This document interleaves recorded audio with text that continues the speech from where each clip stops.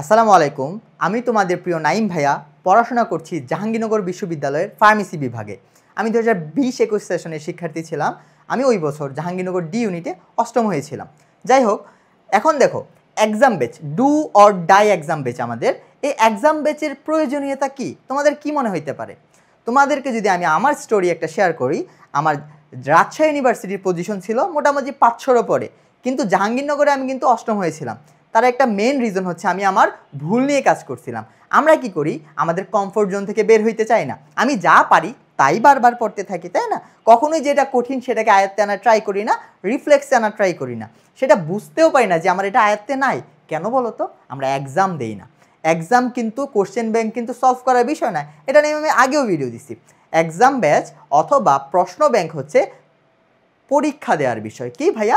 পরীক্ষা দেওয়ার বিষয়। তোমরা জানি তোমরা হচ্ছে অলস, তোমরা প্রশ্ন ব্যাংক ধরে ধরে এক্সাম দিবা না, সেই জন্য আমাদের এই এক্সাম ব্যাচ। তোমরা এখান থেকে কি করবা, এক্সাম দিতে পারবা, এবং এক্সামটা দিবা কি 4টা লেয়ারে দিতে পারবা। আমি ওই লেয়ার নিয়ে এখন কথা বলতেছি না।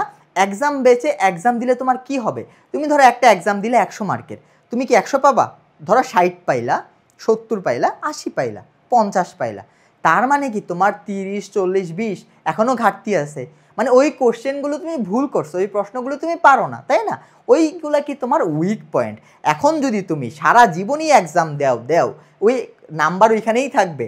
70 পাইলে 70-এর কাছাকাছি আপ ডাউন হবে, 80 পাইলে 80-র কাছাকাছি আপ ডাউন হবে, 20 পাইলে 20-এর কাছাকাছি আপ ডাউন হবে, তোমার কোনো ইমপ্রুভমেন্ট হবে না। তাহলে ইমপ্রুভমেন্টের জন্য কি প্রয়োজন?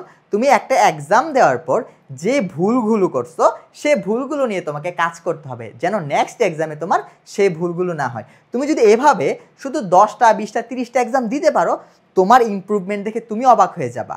বুঝাইতে পারছি?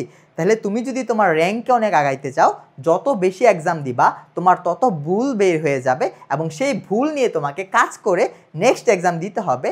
এবং এটা এনশিওর করতে হবে আজকে আমি যা ভুল করছি কখনোই আমাকে নেক্সট এক্সামে সেই টপিকের প্রশ্ন ভুল করা যাবে না। তোমরা যদি এভাবে এক্সামগুলো দিতে পারো, তোমাদের এই do or die exam batch হয়ে যাবে তোমার ডু টু টপ পজিশনের এক্সাম ব্যাচ। বুঝাইতে পারলাম?